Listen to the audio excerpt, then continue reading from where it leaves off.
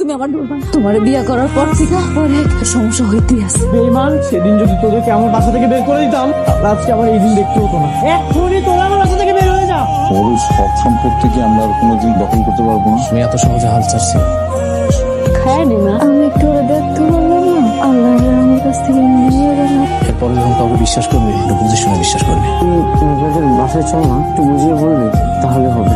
মেঘলার মানসিক অবস্থা একদমই ভালো না। তোমার তো স্বপ্ন ছিল আমাদের সন্তান হবে, সবকিছু এক নিমিশেই শেষ হয়ে গেল। তোমার না কইছে ওরে দেখা মতন ঘাট ধাক্কা দিয়ে বাড়ি করে দিবা না, না ছিল আপনার হাতে। আমি তো আপনার লগে সম্পর্ক রাখতে চাই না।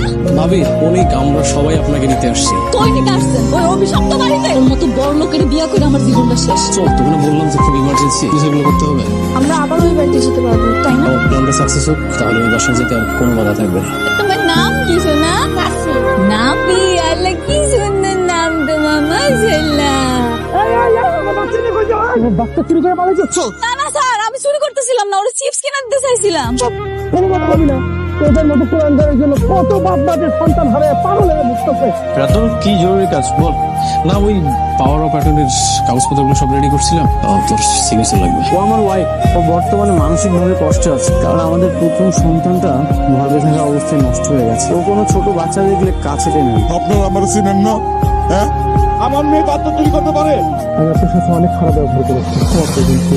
আপনি এগুলো কি বলতেছেন? আমি বুঝি তো বাবা মা তার সন্তান হারালে কতটা কষ্ট পায়। ওরে ডাক থেকে আমি ফোন দিছিলাম। আব্বা, তুমি এত কইরা কইলাম তোমারে যে হ্যাঁ মুখটা আমি আর দেখতে চাই না, একটু তুমি কল দিছো।